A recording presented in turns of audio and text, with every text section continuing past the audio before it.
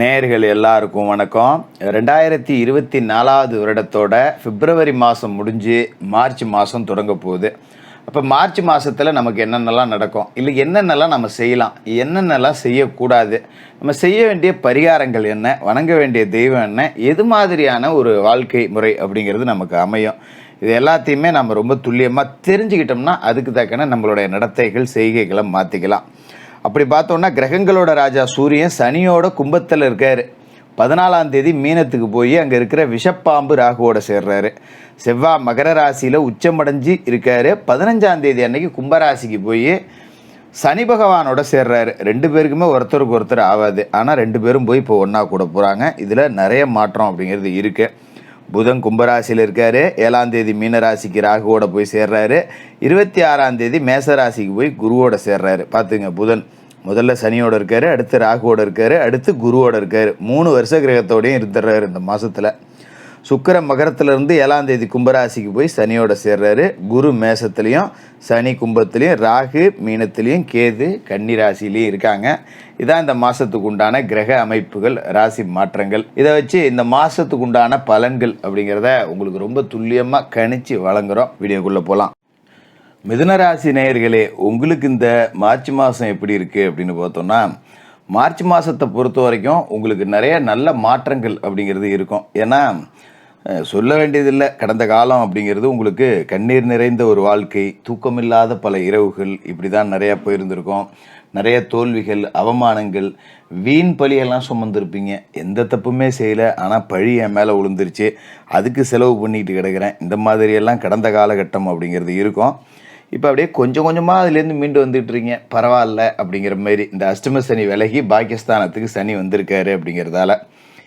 இதே காலகட்டத்தில் பார்த்தீங்கன்னா ராசிக்கு அதிபதியான புதன் மாத தொடக்கத்தில் கும்பராசியில் இருக்கார். கும்பராசிக்கு புதன் உட்காந்துருக்காரு அப்படிங்கிறப்ப பாகிஸ்தானம் அப்படிங்கிறது வலுவடையுது. அப்போ நினச்ச காரியத்தை நினச்ச நேரத்தில் செஞ்சு முடிக்கிற மாதிரி ஒரு வாய்ப்பு அப்படிங்கிறது கிடைக்குது. உங்களோட அன்றாட தேவைகள் அப்படிங்கிறது பூர்த்தி ஆகிடும். ஏதோ இன்றைக்கி 10 ரூபா தேவை நமக்கு இருக்குது அப்படின்னா அதில் எந்த விதமான குறையும் இருக்காது. யாருக்கிட்டையும் போய் 10 ரூபா கை நீட்டி கடன் வாங்கணுங்கிற அவசியம் கிடையாது. யாரையும் எதையும் எதிர்பார்த்து காத்துக்கிட்டு இருக்கணுங்கிற அவசியம் கிடையாது. நமக்கு இன்றைக்கி என்ன தேவையோ அது நமக்கு கிடைச்சிரும் அப்படிங்கிற மாதிரி தான் ராசிநாதனோட அமர்வு அப்படிங்கிறது இருக்குது. அதுமாதிரி இதே காலகட்டத்தில் பார்த்திங்கன்னா மாமா மச்சான் வழியில் இருந்த மனக்கசப்பு அப்படிங்கிறது மாறிடும். ஏன்னா 7ஆம் தேதி வரைக்கும் கும்பராசிலேயே தான் புதன் இருக்க போகிறாரு, சனியோடு சேர்ந்து இருக்காரு. நன்மைகள் அப்படிங்கிறது நிறைய நடக்கும். அதுமாரி மாற்று இனத்தவர்களோட ஆதரவோட நிறைய செயல்கள் நடக்கும். இப்போ சாதாரணமாக மாற்று இனத்தவர்கள் அப்படின்னா நீங்கள் ஒரு இந்துவாக இருக்கீங்க, ஒரு இஸ்லாமியரால், ஒரு கிறிஸ்துவரால், அதன் மூலியமாக கிடைக்கக்கூடிய நட்பால் உங்களுக்கு நிறைய நன்மைகள் நடக்கும். அதுமாரி வெளிநாட்டில் இருக்கிறவங்களுக்கு அங்கே இருக்கக்கூடிய வெளிநாட்டுக்காரர்களால் நிறைய நன்மைகள் அப்படிங்கிறது நடக்கும். கூட்டு முயற்சி அப்படிங்கிறது வெற்றி கிடைக்கும். இப்போ நான் ஒரு கூட்டு தொழில் பண்ணிக்கிட்டு இருக்கேன், ஒரு கூட்டாளியோடு சேர்ந்து பண்ணிக்கிட்டு இருக்கேன் அப்படின்னா அதில் வெற்றி கிடைக்கும். ஒரு அலுவலகத்தில் வேலை செய்கிறேன் அப்படின்னா அங்கே இருக்கக்கூடிய சக ஊழியர்கள் உங்களோட வேலைகளை பகிர்ந்துவாங்க, உங்களுக்கு ரொம்ப ஆதரவாகவும் ஆறுதலாகவும் இருப்பாங்க. நிறைய உதவிகள் அப்படிங்கிறதையும் செய்வாங்க. அந்தளவுக்கு ராசிநாதனோட அமர்வு அப்படிங்கிறது நல்லா இருக்குது. 7ஆம் தேதி அன்னைக்கு மீனத்துக்கு புதன் போயிடுறாரு. இந்த காலகட்டம் அப்படின்னு பார்க்குறது ராசி அதிபதி நீசம் அடைகிறாரு. அப்போ ராசிக்கு அதிபதி நீசம் அடைகிறாருன்னா நம்ம கொஞ்சம் ஆரோக்கியத்தில் கவனமாக இருக்கணும். ஏன்னா ராசிநாதனுக்கு பலம் இல்லைன்னா நமக்கே பலம் இல்லை அப்படிங்கிறது தான்.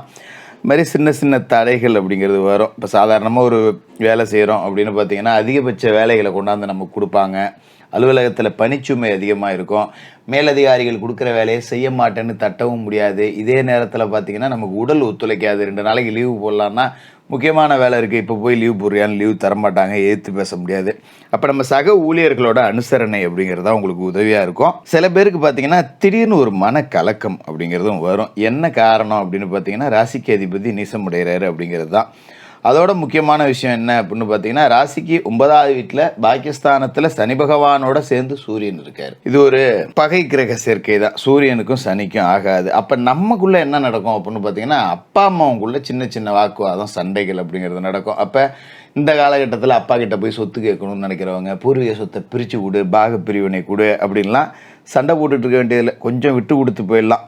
தேவையற்ற பிரச்சனைகள் வராமல் பார்த்துக்கிறது நல்லது. அதேமாரி சூரியன் கிளம்பி 14ஆம் தேதி கிளம்பி போயிடுவார். சனி பகவானை விட்டு பிரிஞ்சு மீனத்துக்கு போகிறாரு. அடுத்த நாளே பார்த்தீங்கன்னா செவ்வாய் அங்கே வந்துடுவார். அப்போ 15 தேதி வரைக்கும் 8ல் செவ்வாய் அஷ்டமத்தில் இருக்குது அப்படிங்கிறதால நிலம் சம்பந்தமாக பூமி சம்பந்தமாக எந்த முடிவும் எடுக்க வேணாம். இந்த மாதம் முழுக்கவே எடுக்க வேணாம். அதன் பிறகும் பார்த்தீங்கன்னா பகை கிரகத்தோட சேர்க்கை இருக்குது. கிட்டத்தட்ட இது வந்து நம்ம எச்சரிக்கையாக இருந்துக்கக்கூடிய ஒன்று தான். சரியாக இருந்தோம்னா ஒரு கண்டம் நமக்கு விலகுது. எப்படின்னு பார்த்தீங்கன்னா, இப்போ இடம் பூமி ஒன்று வாங்குறேன்னு சொல்லிட்டு ஒரு குறைச்ச விலையில் வாங்க வேண்டிய இடத்த கூடுதல் விலைக்கு வாங்கிடுவீங்க. எவனாவது நம்ம தலையில் கட்டிட்டு போடுவான். அதுமாரி ஒரு வில்லங்கம் உள்ள சொத்தை தலையில் கட்டிட்டு போடுவான். சொத்து ஏதாவது கோர்ட்டு கேஸுன்னு இருந்ததுன்னா குடும்பம் வரைக்கும் இழுக்கடிக்க பாருங்கள். அதனால் உங்களுக்கு எதிரான தீர்ப்புகள் வர்றதுலேருந்து நீங்கள் தப்பிச்சுக்கலாம். இந்த மாதிரி கொஞ்சம் சிக்கலான கிரக அமைப்பு அப்படிங்கிறதும் இந்த மாதத்தில் இருக்குது அப்படிங்கிறத மறுத்தர முடியாது. அது மாதிரி பார்த்திங்கன்னா சுக்கிர பகவான் வந்து மகர ராசியில் அஷ்டமத்தில் இருக்கார். 5க்கும் 12க்கும் அதிபதி அவர் தான். 12க்கு அதிபதி 8க்கு வராரு அப்படிங்கிறது விபரீத ராஜயோகம். வீடு மாற்றம், இடம் மாற்றம், நாடு மாற்றம், உத்தியோகம் மாற்றம், இது மாதிரி ஏதாவது மாற்றம் ஏற்படும்.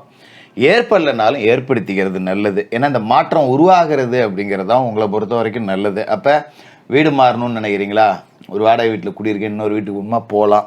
அலுவலகத்தை மாற்றணும்னு நினைக்கிறீங்களா, மாற்றிக்கலாம். உத்தியோகத்தில் வேறு நல்ல நிறுவனத்திலேருந்து அழைப்பு வருதா, தாராளமாக போகலாம்.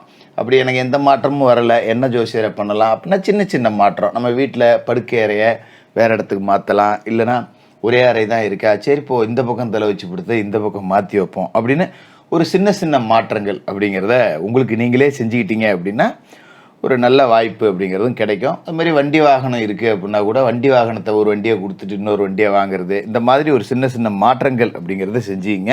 7ஆம் தேதி அன்னைக்கு கும்பராசிக்கு சுக்கிரன் போகிறாரு. 5க்கும் 12க்கும் அதிபதியான சுக்கிரன் 9க்கு வரும்போது பணப்புழக்கம் நல்லாயிருக்கும்.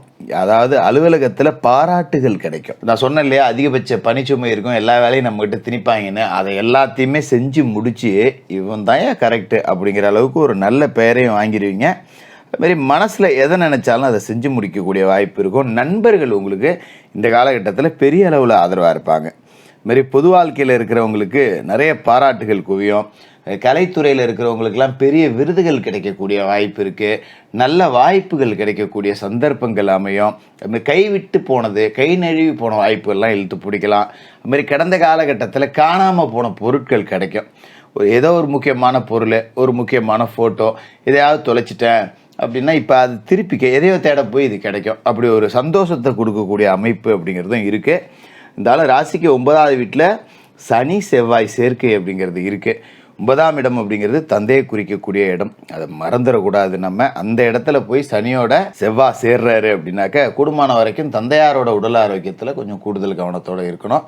சின்ன சின்ன பாதிப்பு வந்தால் கூட உரிய மருத்துவரை பார்த்து சிகிச்சை எடுக்கணும். 2 நாள் கழித்து பார்த்துக்கலாம், 3 நாள் கழித்து பார்த்துக்கலான்னு வீட்டில் வயசானவங்க செலவு பண்ண மலைச்சிக்கிட்டு ஏதோ மருந்து மாத்திரை வாங்கி தின்னுக்கிட்டு இருப்பாங்க. அப்படி இல்லாமல் கொஞ்சம் நல்ல மருத்துவரை பாருங்கள். இல்லாட்டி பெரிய செலவில் கொண்டு போய் விடும். அதை நம்ம தவிர்க்கிறதுக்கு அப்பப்போ சிகிச்சை எடுத்துக்கிறது நல்லது. மற்றபடி தினமும் குளித்து முழுவிட்டு விநாயக பெருமான் வழிபாடு அப்படிங்கிறத செஞ்சே ஆகணும். அதேமாரி உங்களோட ராசிக்கு லாபஸ்தானத்தில் இருக்க குருவால் காசு பணம் 10 ரூபா வந்துக்கிட்டு இருக்கோம்.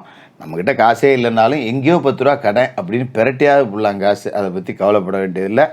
உங்களால் முடிஞ்ச வரைக்கும் ஏழைபாளைகளுக்கு அன்னதானம் அப்படிங்கிறத செஞ்சுக்கிட்டு வாங்க. இந்த மார்ச் மாதம் நல்ல மாதமாக இருக்கும். மிதுன ராசிக்காரர்களுக்கு வாழ்த்துக்கள்.